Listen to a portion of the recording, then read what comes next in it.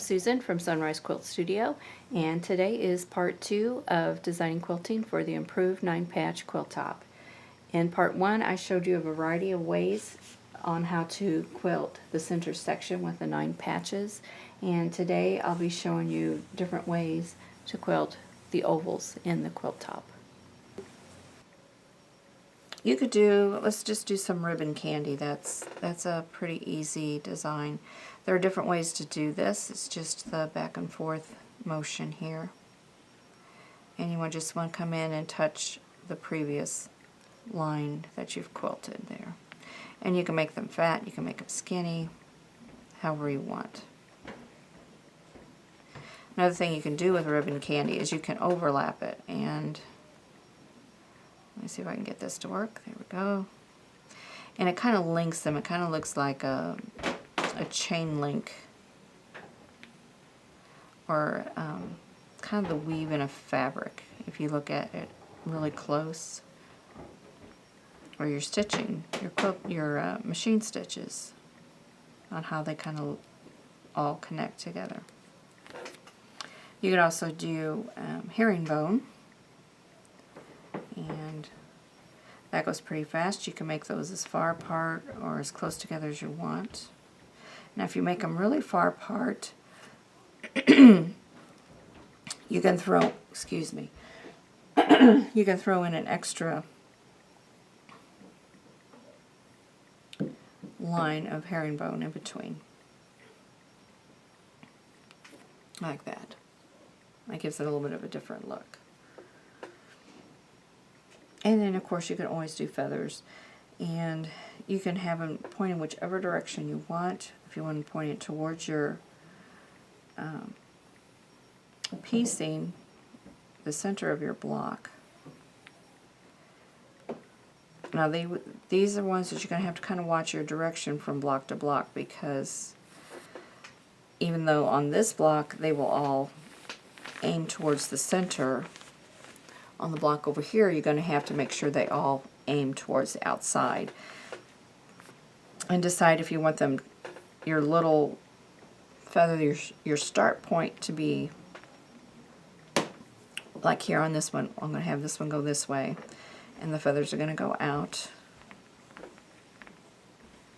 And then on the next one it would start over here too. So on this one we'd have this one starting this direction, and basically just focus on one block at a time.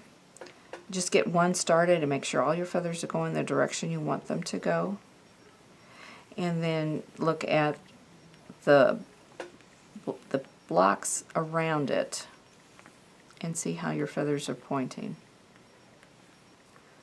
So I know that on this one here, all my feathers are going to have to point towards the outside of that block, which would make them point towards the inside of this block. So it can get kind of confusing, but it's just something you'll have to watch.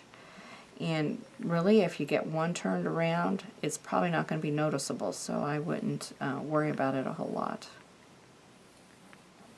Unless it's a customer quilt, and then you'll want to make sure you have it really accurate, of course. But on my own quilts, if I'm going to have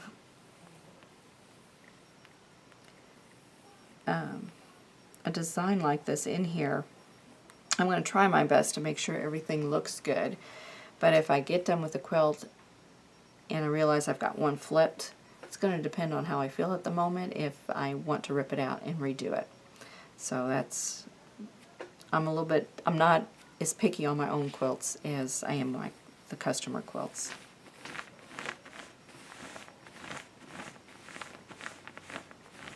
Okay, if you look at an outline stitch, if all you wanted to do is a quarter outline stitch, you're going to have a lot of fabric here that isn't quilted, so you could also just do a couple extra lines in here. You could separate them like this, or you could do it like you would a Greek key.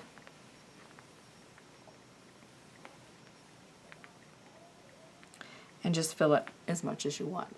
That would go faster than this design here. And let's see, you could also do like a swirl. And this will be kind of connected swirls. I'll do a bigger one here in the center. And this is kind of a frilly design. It's very feminine, very pretty. And this is another one that it's kind of directional as far as from one block to the next.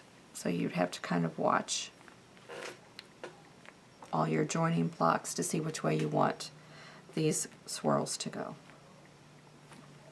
Another thing about those swirls, you can also, instead of having them backtracked like this, you could make them loose,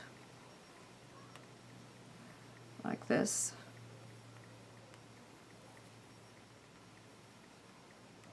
And then you wouldn't have all that backtracking to worry about.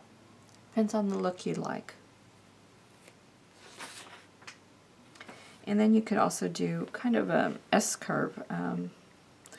If you start in the center, make an S-curve, and then backtrack,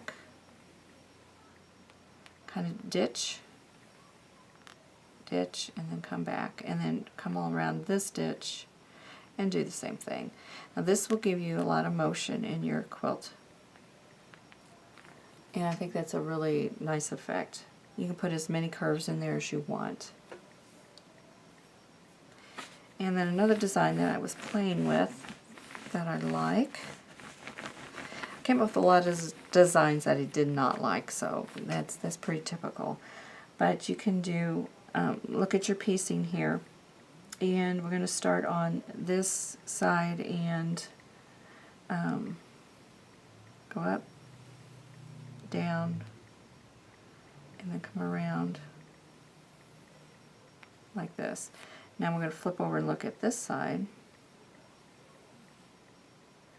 and then go around like this. So you get this one. You can see how this is not lined up with here.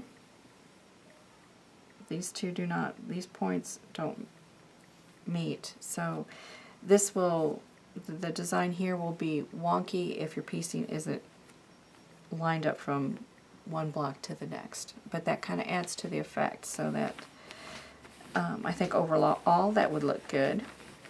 It's just a different way of quilting it. Okay, I'm going to try a circle here,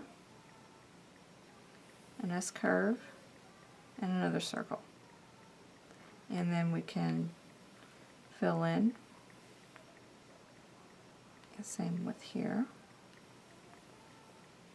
However you'd like to. It gives it a little bit of a different look.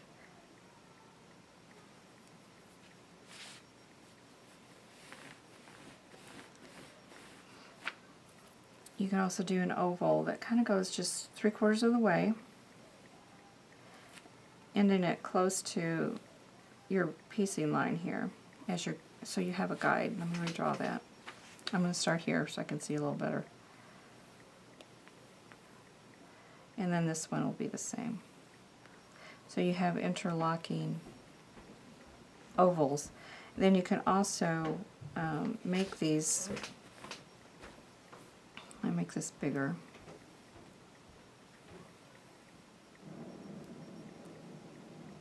And then we're going to do an inside one.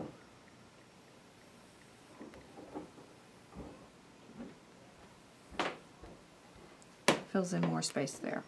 So this one's more interlocked like a Celtic design. So that's another option there.